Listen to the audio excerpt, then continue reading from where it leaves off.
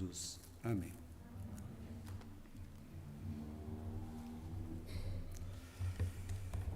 Eu convido você a abrir sua Bíblia comigo no livro de Romanos, Romanos capítulo 12, os versos 1 e 2.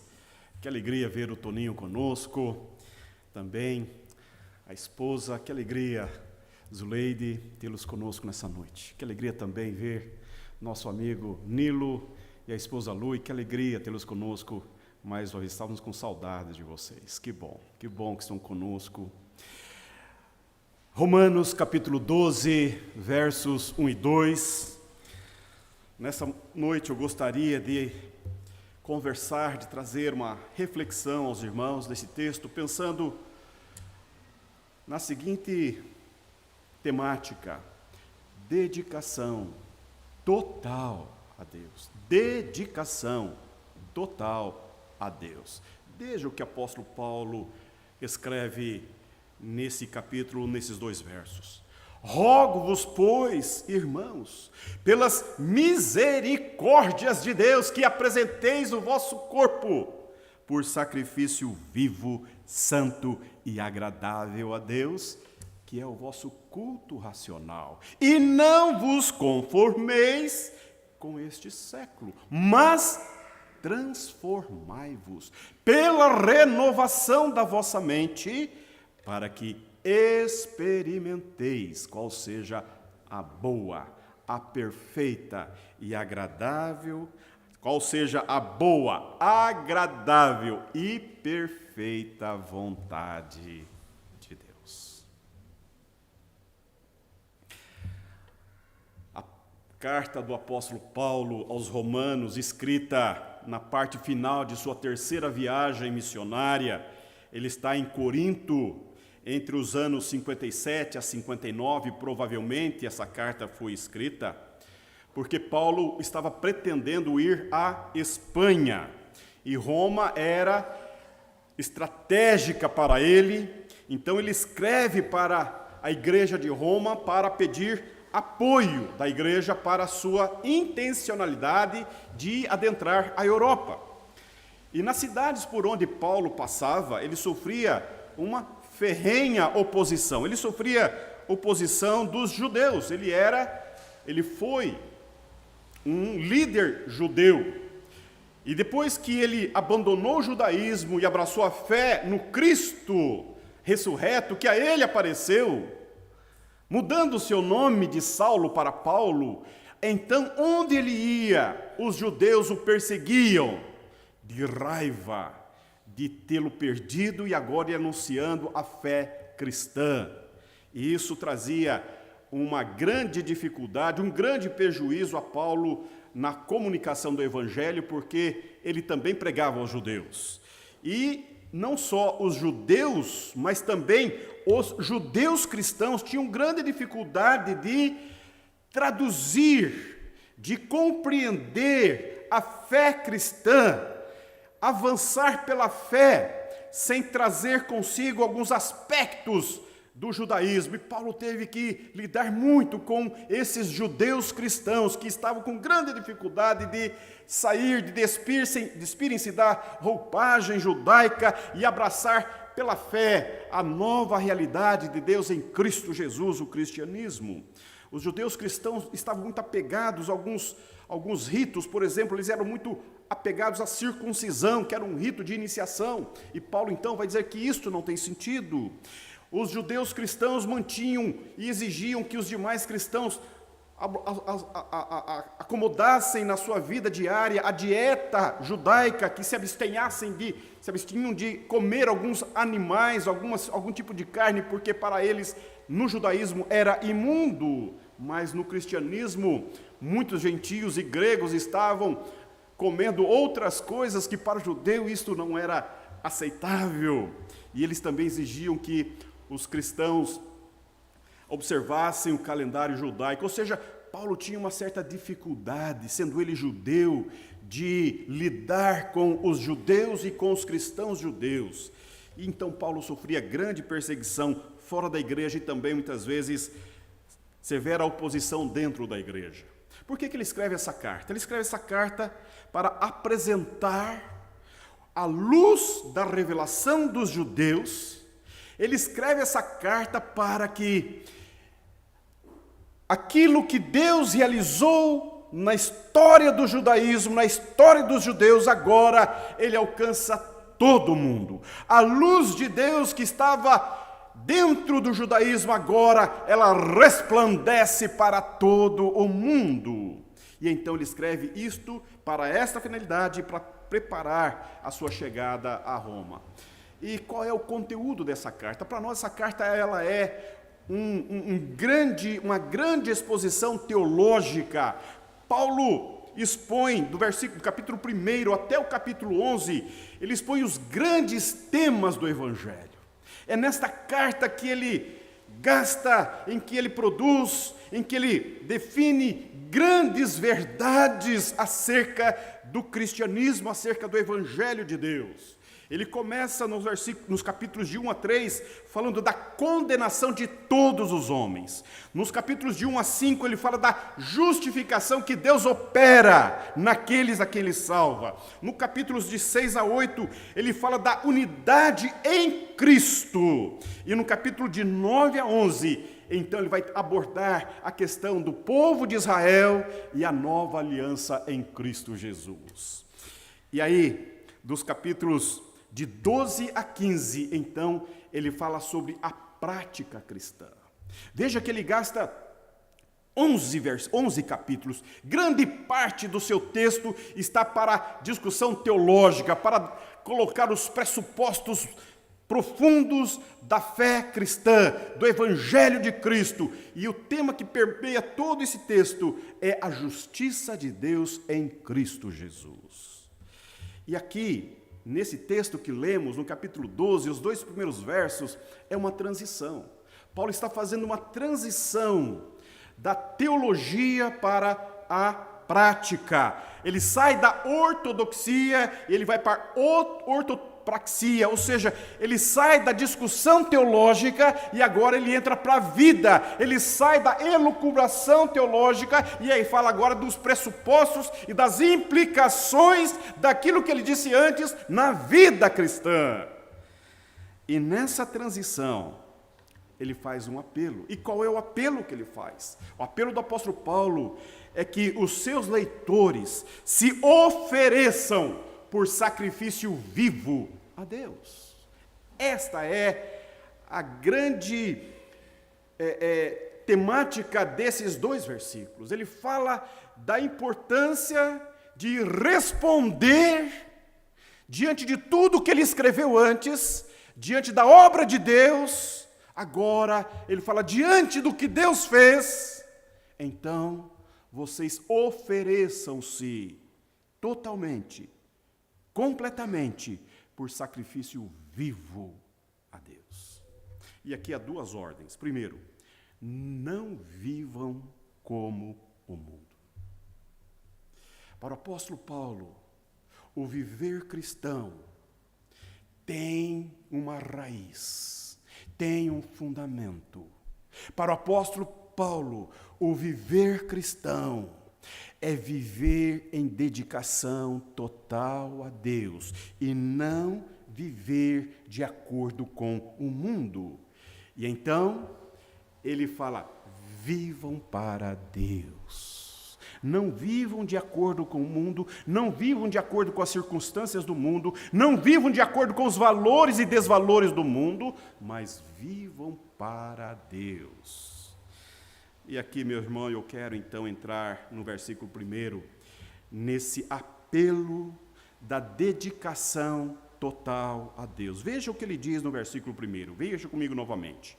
Rogo-vos, pois, irmãos, pelas misericórdias de Deus, que apresenteis o vosso corpo por sacrifício vivo, santo e agradável a Deus, que é o vosso culto racional. Vamos orar?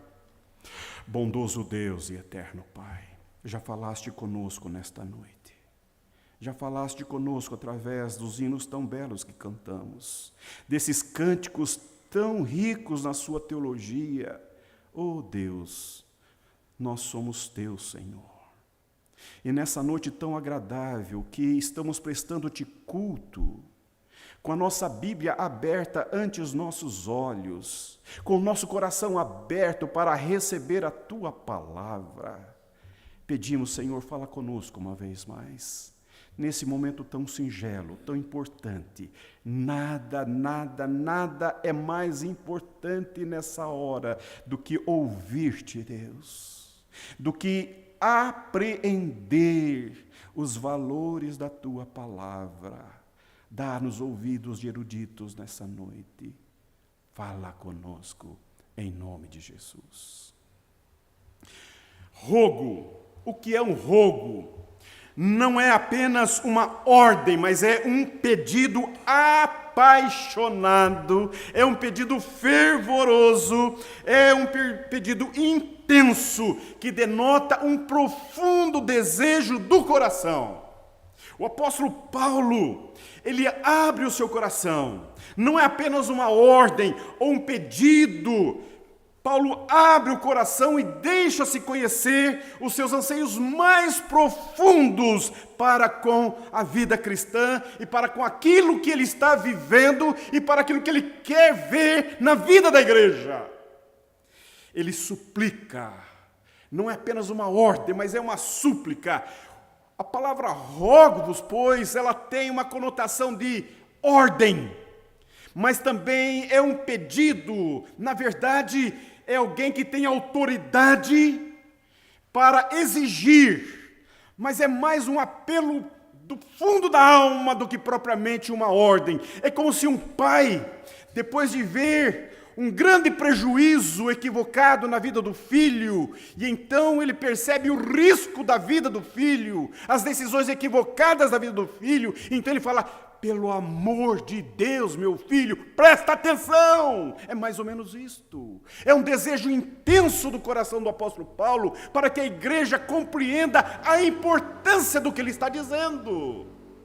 Ele suplica aos seus leitores para com aquilo que ele propõe. E o que ele roga é que os crentes de Roma ofereçam seus corpos por sacrifício vivo, santo e agradável a Deus, que é o culto racional. E veja que ele vai usar uma linguagem muito interessante. A linguagem que ele usa para fazer esse pedido, para fazer esse rogo, para trazer e traduzir o desejo mais profundo da sua alma, é uma linguagem ritualística do Antigo Testamento. Ele está usando para com os cristãos sistemas de ritos e processos de sacrifícios de animais que o povo oferecia a Deus através dos sacerdotes. As palavras que ele vai usar aqui são palavras que representam os processos e os procedimentos culticos do Antigo Testamento. A palavra apresentar, por exemplo. Ele fala que a linguagem apresentar é uma linguagem própria do Antigo Testamento. Apresentar significa trazer alguma coisa e oferecer para Deus. Essa palavra, na mente do judeu, ele sabe exatamente o que Paulo está dizendo. Quando eles apresentavam-se diante de Deus, eles ofereciam algo para Deus. A palavra corpo, essa palavra corpo tem a ver com o corpo do animal que era colocado sobre o altar. Ou seja, quando eles traziam as suas ofertas, quando eles traziam os seus sacrifícios a Deus, eles deveriam trazer um animal para ser sacrificado pelos seus pecados, pelo pecado da família. E esse animal, o seu corpo, era colocado sobre o altar. E ele fala também de sacrifício, porque os corpos dos animais que eram queimados, sendo oferecidos a Deus. Percebe que a linguagem que ele está falando é uma linguagem muito compreensível ao povo judeu, porque ele sabe exatamente quais eram os ritos do Antigo Testamento. E ele fala de culto. O culto do Antigo Testamento consistia em que os animais eram trazidos vivos e eram mortos pelos sacerdotes, seus corpos eram queimados totalmente pelo fogo, queimados em sacrifício, e a fumaça e a fumaça que saía do altar chegava a Deus como um aroma suave. Era esta a conotação, porque Deus se agradava daquilo que eles ofereciam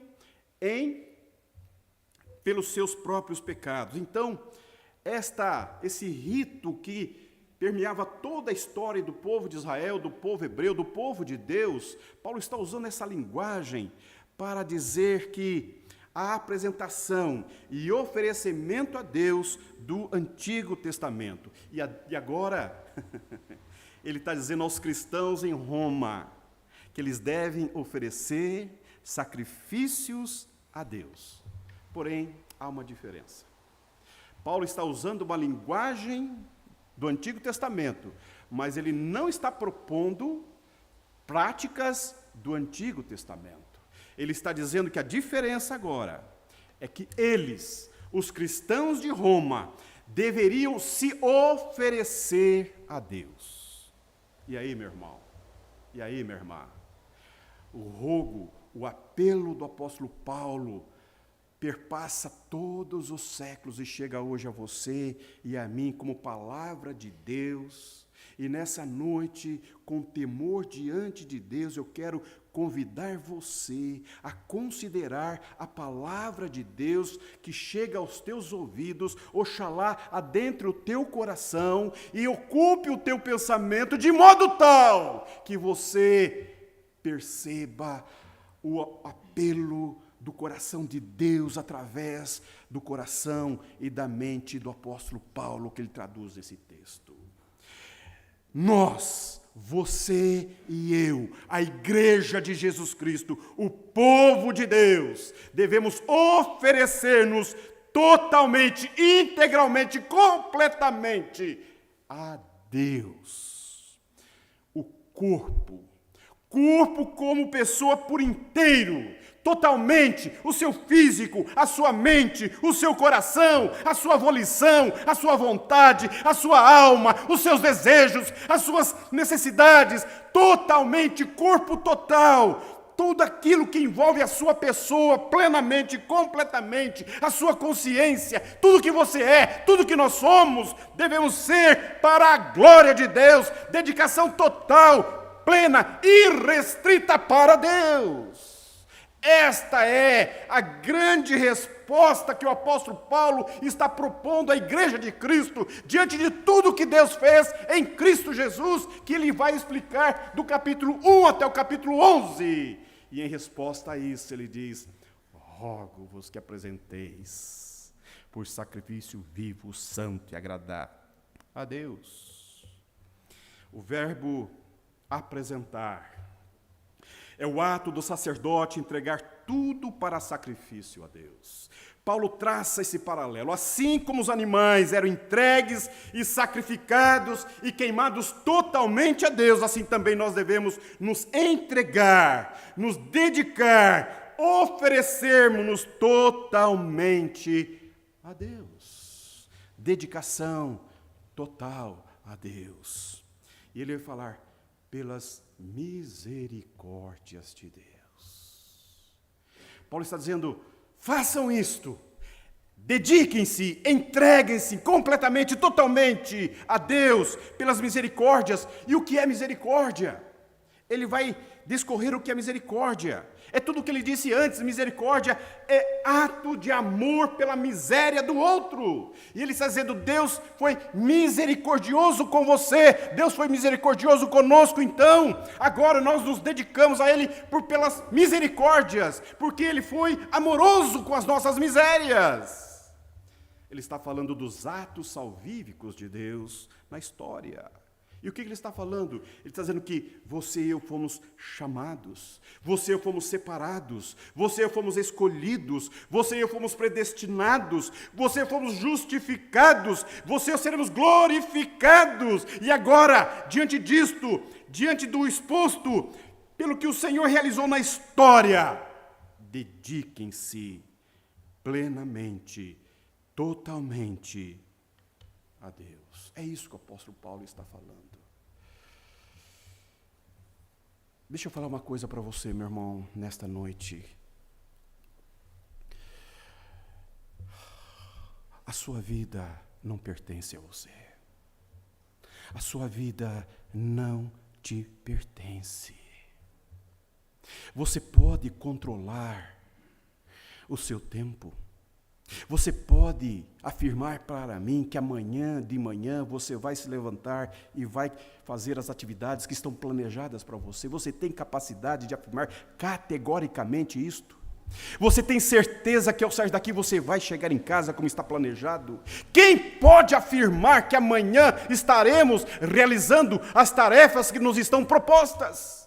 Quem tem a capacidade de definir, olhar para o futuro e planejando como nós devemos planejar, ter a certeza, a segurança de que 10 anos nós estaremos fazendo aquilo que nós desejamos fazer? Ninguém, porque não nos tem essa autoridade, não nos foi dada. A vida é um dom de Deus. A vida é um sopro da eternidade de Deus. A vida é um dom da eternidade de Deus que sopra sobre nós.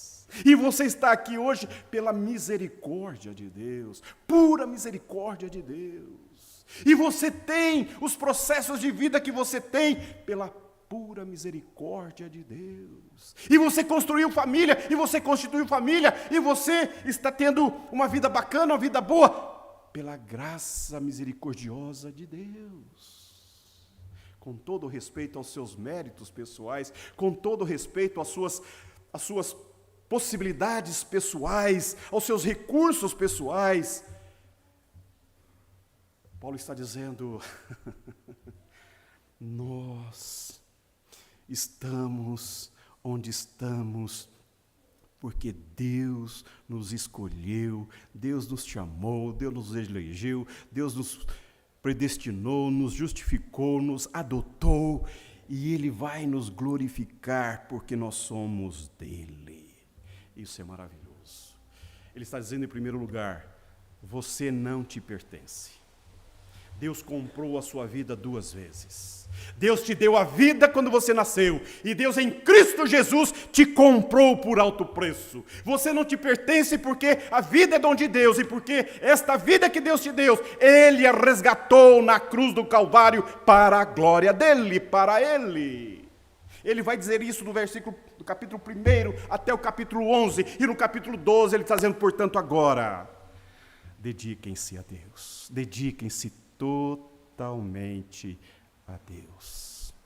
Meu irmão, minha irmã, nessa noite, essa palavra que reverberou durante tantos séculos e que você já conhece essa expressão bíblica, ela entra na tua mente, no teu coração nesta noite, chamando a você a atenção àquilo que Deus está propondo à sua mente, ao seu coração. Deixa-me falar uma coisa. Se há algo que a nossa cultura aprendeu a desenvolver, é o discurso. Nós somos bons de discurso. Nós somos muito bons de discurso. Olha, essas letras que nós cantamos hoje, eu confesso a você que eu fiquei emocionado enquanto cantava essas canções que nos foram apresentadas hoje pelo Ministério de Louvor. Que letras maravilhosas, poesias lindas que falam de verdades essenciais da caminhada cristã. Mas podem ser apenas palavras. Podem ser apenas palavras, pode ser apenas uma expressão emocional, emotiva, que uma emoção que vem e vai, mas que elas não sejam verdades intrínsecas à nossa alma, verdades encalacradas no coração, verdades aprofundadas na alma, verdades que emergem do nosso coração, que emergem da nossa alma, verdades que nós dizemos às vezes frivolamente, falamos coisas lindas, sem pensarmos, sem considerarmos as implicações daquilo que falamos. O apóstolo Paulo fala que nós devemos oferecer-nos a Deus, que é o nosso culto racional.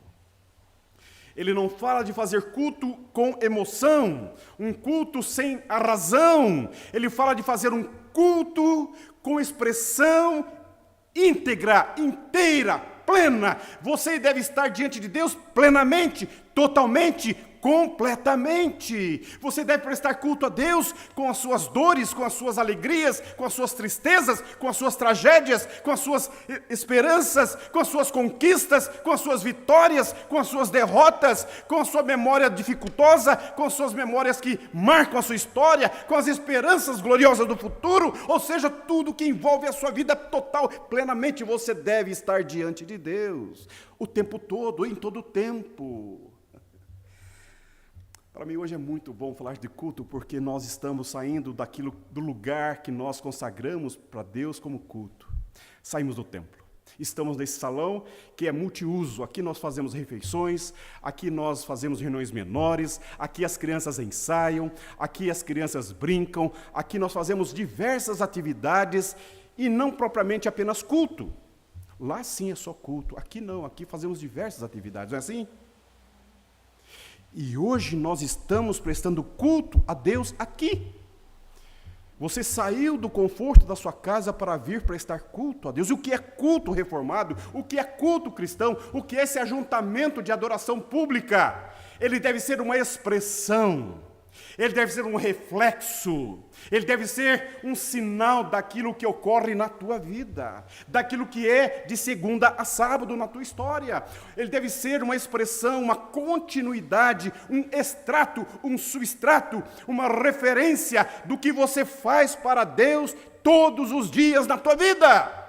Culto racional é isto, é uma dedicação total, plena e restrita todos os dias diante de Deus, nas suas atividades pessoais, nas suas atividades profissionais, nas suas atividades familiares, no seu empenho, no seu relacionamento de casamento, no seu relacionamento de namoro, na sua paternidade, na sua maternidade.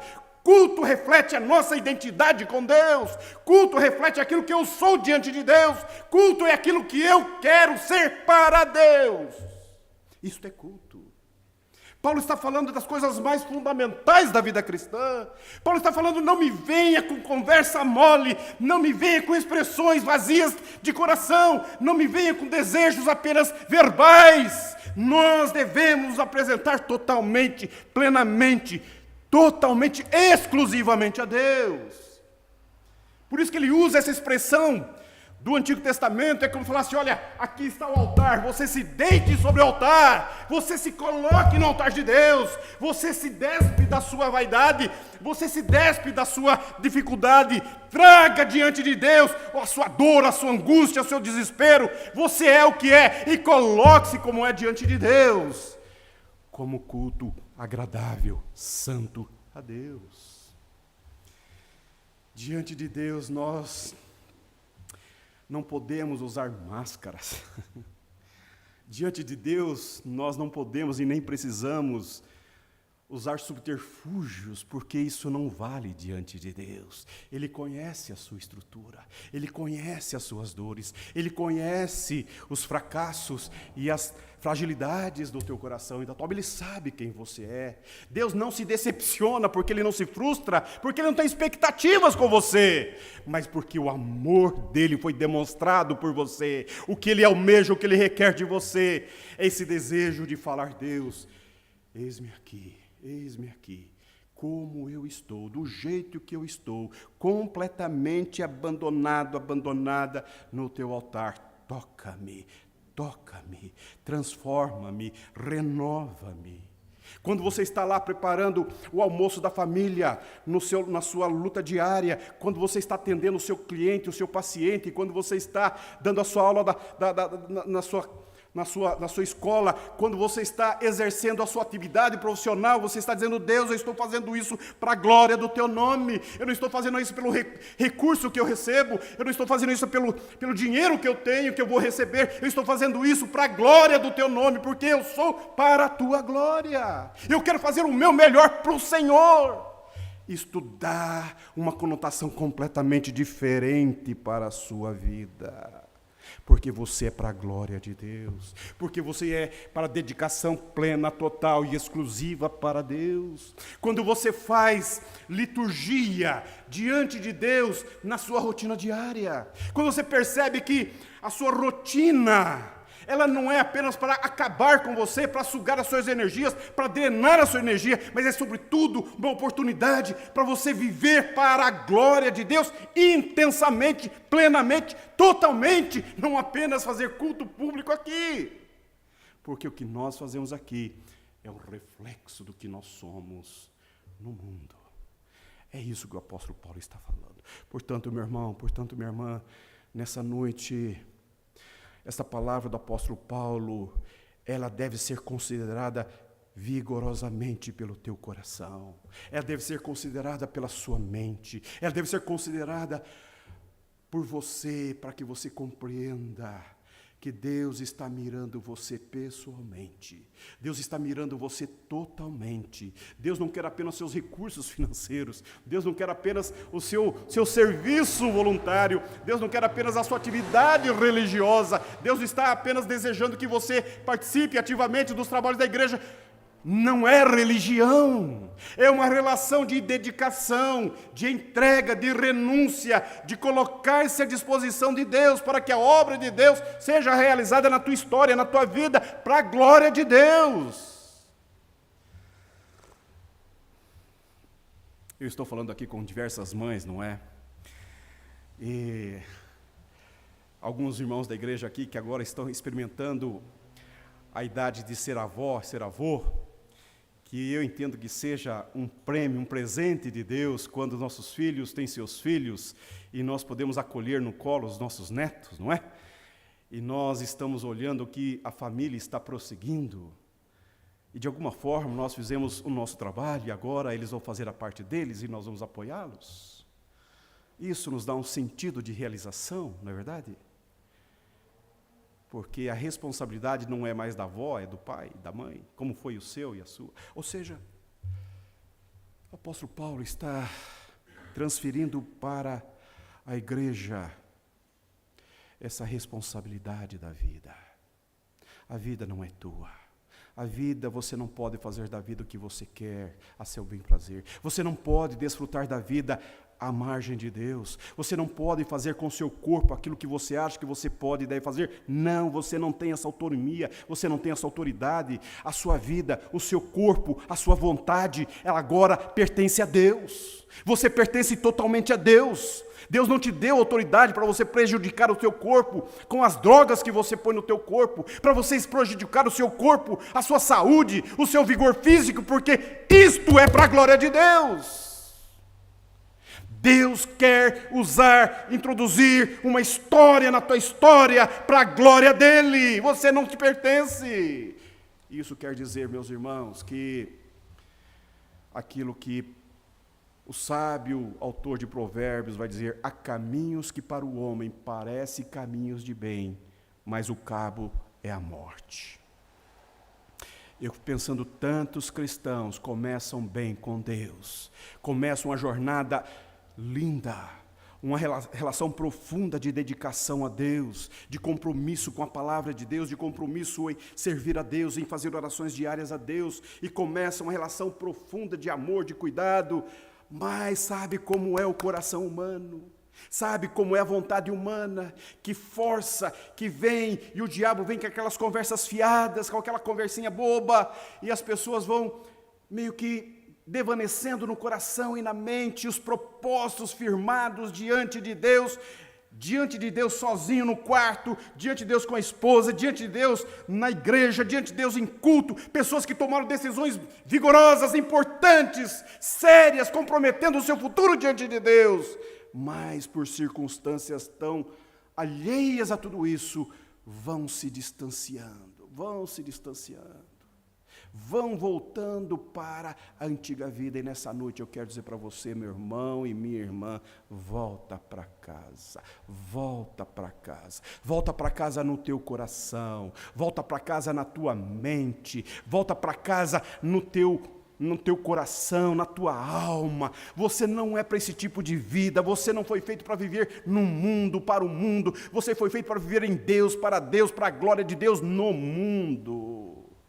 Você está vivendo uma vida equivocada, uma vida totalmente equivocada, e o final pode ser trágico.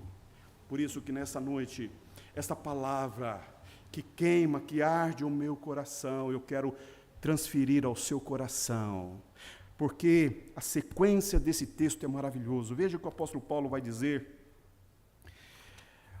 no versículo seguinte: e não vos conformeis com este século, mas transformai-vos pela renovação da vossa mente, para que experimenteis qual seja a boa, agradável e perfeita vontade de Deus. Nós estamos comemorando mais de 150 anos de presbiterianismo no Brasil, mais de 160 anos.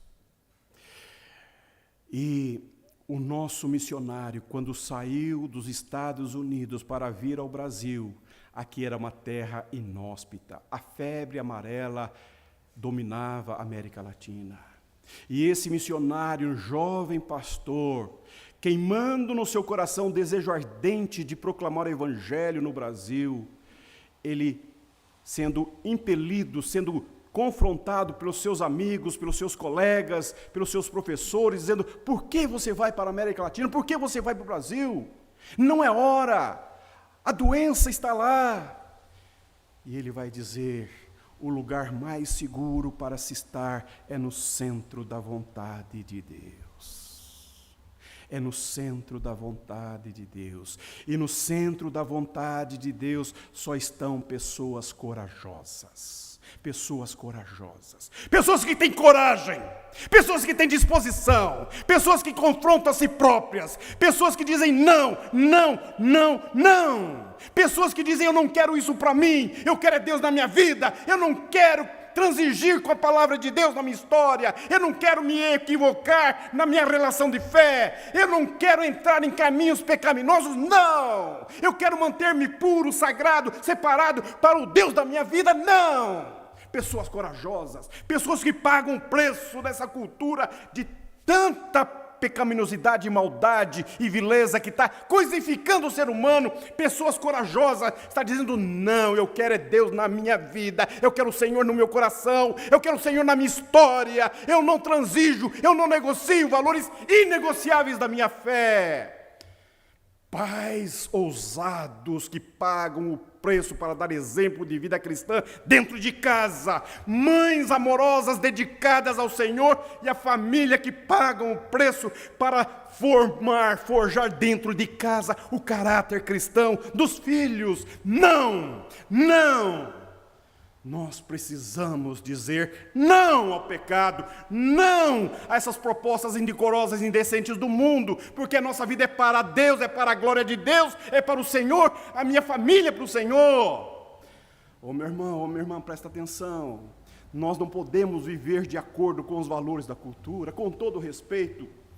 Eu discordo de muita gente que acha que vida cristã se vive pelo amor, sim, pelo amor de Deus em nós, mas esse amor que foi pago um preço alto, exige de nós uma resposta, e a nossa resposta é essa: dedicação exclusiva, total, ampla, irrestrita a Deus.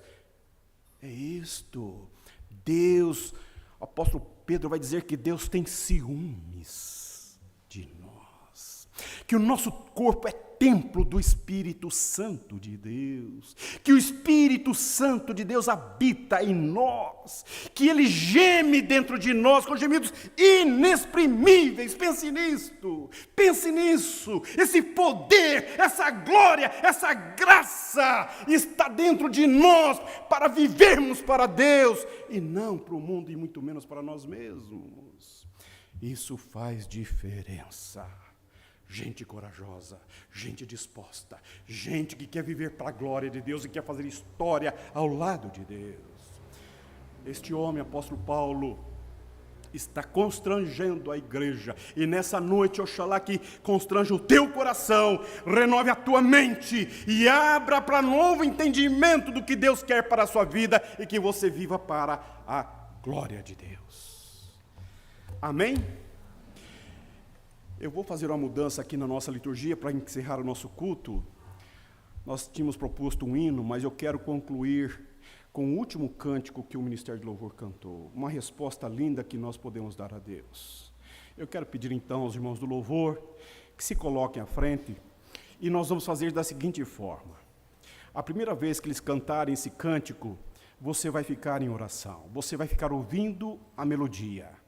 Presta atenção na letra. Presta atenção no que eles estão cantando. E enquanto você está ouvindo essa letra, eu quero que você converse com Deus. Uma conversa honesta, uma conversa sincera.